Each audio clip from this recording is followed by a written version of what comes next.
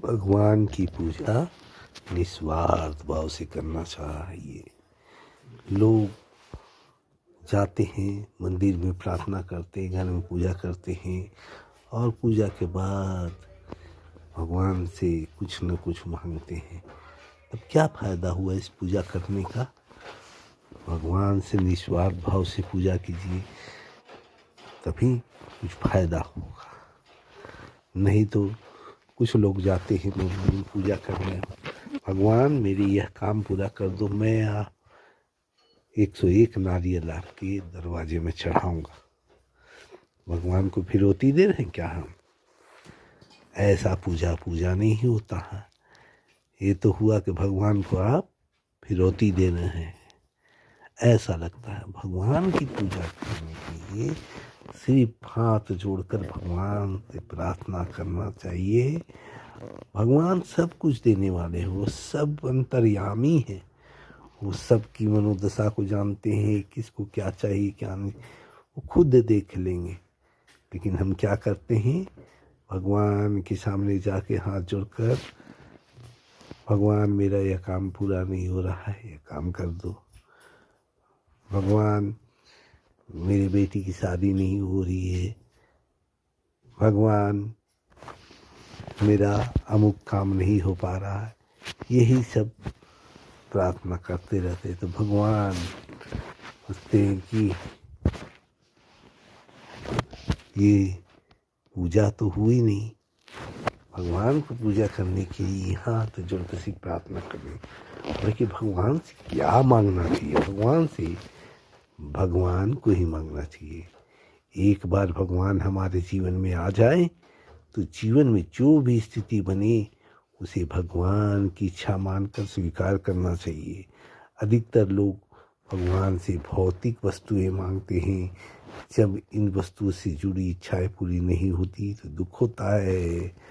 आप भगवान जिस हाल में रहे, जिस प्रकार रहे, उसमें खुश रहना चाहिए। जिस हाल में रखोगे उस हाल में रहूँगा, ऐसा बोलकर भगवान के प्रति आस्था जगाकर पूजा पाठ करना चाहिए। पूजा में क्षमा मांगने का संदेश ये है।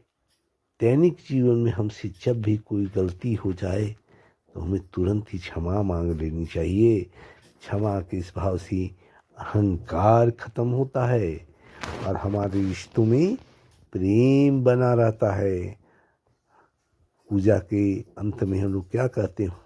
आवाहनम ना जानामि त्वार्चनम पूजाम चैव न जानामि क्षमताम परमेश्वर। हमेशा भगवान की पूजा करने से श्री गणेश जी की आराधना से पूजा आरंभ करें। भगवान की प्रतिमा को स्नान करते वक्त सिर्फ उंगलियों का प्रयोग करें। पूजा के वक्त अगरबत्ती का प्रयोग न करें। भगवान से भौतिक सुख मांगना लोभ होता है। भगवान से भगवान को ही मांगना चाहिए। भगवान से मांगने के बारे में यह बात प्रसिद्ध है कि भगवान से कभी हट नहीं करना चाहिए। भगवान वही करेंगे जिससे हमारा मंगल हो। हमारे जीवन में के लिए परमेश्वर की जो भी हमारी इच्छा है परमेश्वर जान लेते हैं। तो हम क्यों मांगे? भगवान तो अंतर्यामी है, वह सभी को देख रहे हैं और सभी की बातों को समझ रहे हैं। उनको जो हमारे भाग्य में लिखा होगा वो हमें देंगे। वैसे भी भगवान ने कहा कर्म करो, फल की इच्छा मत करो। लेकिन हम सिर्फ फल की ओर भागते हैं, कर्म की ओर बहुत कम भागते हैं। अगर यही हाल रहता, अर्जुन जी ने महाभारत में प्रतंचा रख दिया। भगवान ने गीता का उपदेश देकर कहा कि बेटे तू कर्म कर, बाकी सब मेरे ऊपर है। और उन्होंने अपना विराट स्वरूप दिखाया, जिसमें अर्जुन देखा कि सभी लोग उनके मुख में समान हैं। अर्जुन तो सिर्फ माध्यम है। ईश्वर से बुद्धि, विवेक और ज्ञान की कामना कर सकते हैं। ईश्वर से उनका सानिध्य मांग सकते हैं। ईश्वर से माफी मांग सकते हैं। ईश्वर से अपने मन, कर्म, वचन से किसी को दुख न पहुंचाने की कृपा मांग सकते हैं।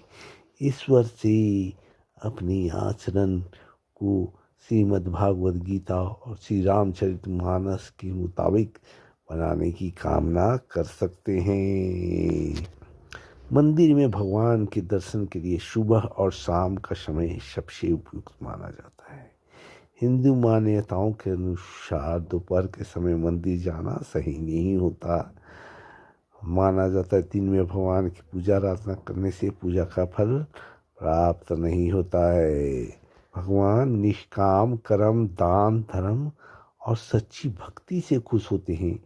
भगवान को खुश करने के लिए इन बातों को ध्यान रखा जा सकता है। अपने कर्मों को निष्काम भाव से करना चाहिए। दूसरों की मदद करना और दान धर्म करना चाहिए। साधारण और निस्वार्थ भक्ति करनी चाहिए। पूजा पाठ करते समय सर्वे भवन्तु सुखिनः, सर्वे सन्तु निरामया, सर्वे भद्राणि पश्यन्तु मा कश्चित् दुःखभाग् भवेत् की भावना रखनी चाहिए कि सभी लोग सुखी रहें। मेहनत और तप करके जीवन में फल पाने के बाद उसे निस्वार्थ भाव से दूसरों को देना चाहिए। भगवान को प्रसन्न करने के लिए उनके लिए विशेष पूजा सामग्री जैसे फूल, दीपक, धूप, नैवेद्य, तुलसी, अक्षत और प्रसाद का इस्तेमाल करना चाहिए। अगर यह वीडियो आपको पसंद आया हो तो लाइक और सब्सक्राइब जरूर करेंगे। धन्यवाद।